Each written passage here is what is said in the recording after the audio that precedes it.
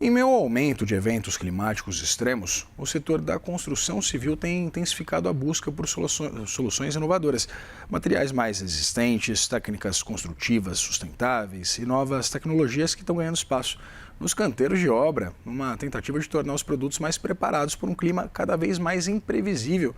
E é sobre isso que a gente conversa então com o Nilson Sarti, vice-presidente de Meio Ambiente e Sustentabilidade da CEBIC. Seja muito bem-vindo, é um prazer ter você aqui.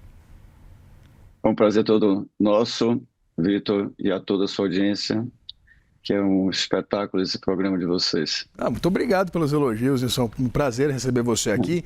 Eu queria começar entendendo exatamente essa estratégia, Nilson. A gente está falando de adaptação, principalmente de materiais. Seria uma adaptação de algum tipo de procedimento em relação também à construção civil? Eu queria entender o que está sendo modificado hoje na indústria, pensando exatamente nesses impactos de um clima cada dia mais imprevisível e, evidentemente, mais extremo.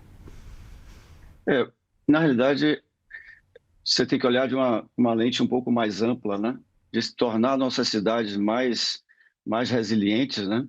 E a ONU tem um programa muito importante, Making Cities Resilient, MCR 2030. Várias cidades no Brasil já participam, eles elencam 10 pontos importantes, como transformar essas cidades, né? E a engenharia, ela desempenha um papel extremamente importante, desde a montagem da infraestrutura, né, com asfaltos modificados, concretos de alto desempenho, pavimentos refletivos, materiais com maior desempenho, né? A solução baseada na natureza, tornar nossas cidades com mais verde, aberto mais a rios, a lagos, né? Você está vendo ultimamente a onda de calor que está tendo na Europa, nós tivemos eventos extremos no Rio Grande do Sul. Então, nós temos que mudar completamente a forma como a gente planeja nossas cidades. Hoje você já tem modelos, né, que utilizam o IA para poder projetar como é que serão os eventos climáticos no futuro, porque todas as nossas cidades elas estão baseadas em modelos que usavam muito uma drenagem urbana, chuvas dos últimos 100 anos, que está tudo furado, né? Recentemente você teve em São Paulo chuva de 120 milímetros, né, em 2 dias, praticamente acabou e inundou tudo, e você tem tudo, vamos dizer, os piscinões elas estão preparados para 80 milímetros, então nós precisamos repensar todos esses modelos, montar nos planos diretores, né, das cidades, levar em consideração essas coisas. Então, você tem uma série de transformação que também, todas as transformações são grandes oportunidades, né, de inovar, industrializar a construção e estar atento a essas mudanças, porque muitas vezes as pessoas pensam que esse evento climático ele é muito longe da sua realidade atual. Quando você pega o exemplo do Rio Grande do Sul, em que várias empresas deixaram de funcionar porque estavam em locais que estavam inundados, né? Você teve data centers ficarem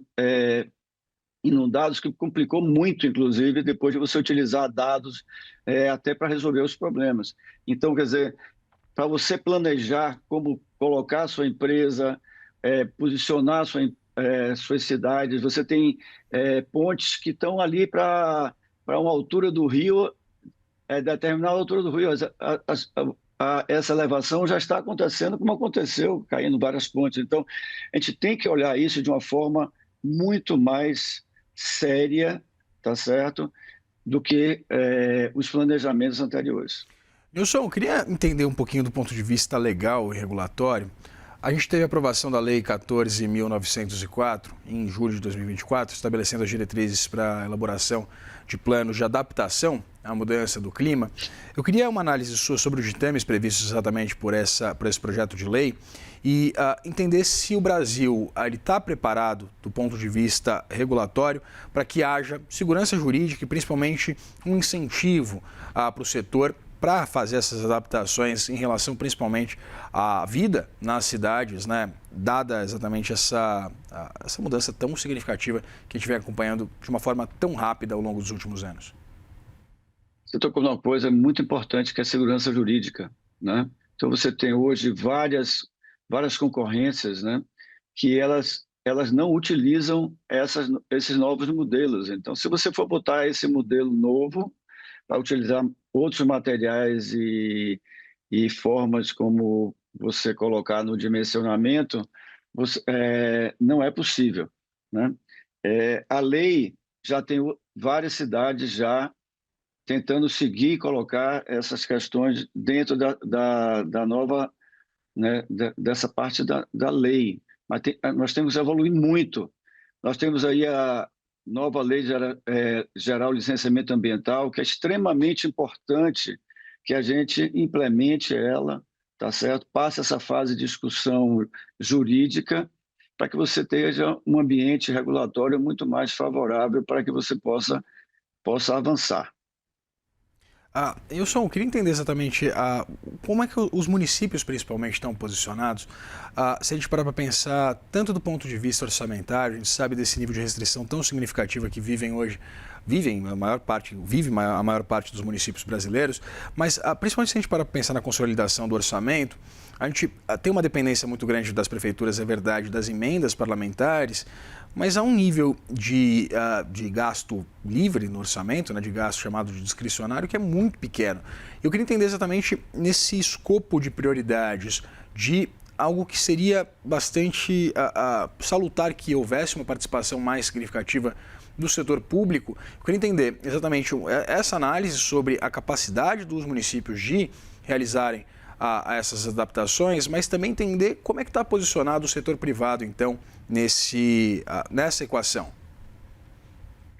Esse é um setor, essa é uma parte muito delicada. Nós estamos com falta de recurso total para essa parte da adaptação das cidades. As cidades que são mais, quer dizer, que são mais afeitas a esses efeitos da mudança climática, que temos, por exemplo, eu estou aqui em Salvador. Então, você teve um reforço bastante considerável da Defesa Civil, né? Você teve um esforço tanto da Prefeitura como do Estado de melhorar as encostas e tudo mais para evitar os desastres que eram constantes. Então, esse investimento ele tem de ser extremamente constante e se antecipar a isso. As cidades elas precisam estar preparadas, né, para essa adaptação, porque um dos pontos importantes que o próprio Brasil, né, na questão da ONU, do Plano Clima, é adaptação e mitigação. Mitigação é você transformar as nossas fábricas e tudo, ser menos poluentes. A adaptação é adaptar a cidade. E quando a gente fala adaptar a cidade, é adaptar a vida das pessoas, né? Então, você tem hoje problemas sérios com seca, com enchente. Você vê vários idosos que estão, quando está com calor extremo, com dificuldades. Se eu não me engano, a Espanha está hoje fazendo um trabalho muito forte de identificar os idosos que estão morando sozinhos para ter uma assistência toda especial. Então, se trata de saúde também, né? Então, a gente vai ter a nossa cidade, os novos empreendimentos, a CEBIC tem trabalhado muito, né, na questão da eficiência energética, na taxonomia sustentável, né, e uma série de outros trabalhos estão sendo feitos, né, em conjunto com o governo para melhorar nossas habitações. O problema é que você tem um estoque de habitações muito grande que precisam ser adaptados também. Então, as novas habitações, você tem um conforto térmico, acústico, né, de energia, etc., que você tem que, paulatinamente, quando as pessoas forem entrar para pedir uma renovação das suas reforma das suas habitações, serem exigidos disso. As energias sustentáveis, renováveis, também fazem parte dessa mudança climática, tá? Então, todo esse que o Brasil tem se posicionado muito bem nessa situação e pode avançar muito nessa área, né? Então, mas a política pública também tem que vir na frente. Os prédios públicos, eles têm que dar o exemplo de usar energias renováveis, materiais mais resistentes, olhar mais para frente no conforto térmico, acústico, e isso nós estamos ainda longe de acontecer. Conversei com o Nilson Sarti, vice-presidente de Meio Ambiente da CEBIC. Nilson, muito obrigado pela disponibilidade de conversar com a gente aqui no Money. Ok, obrigado. Estarei sempre à disposição. Nós também. Forte abraço.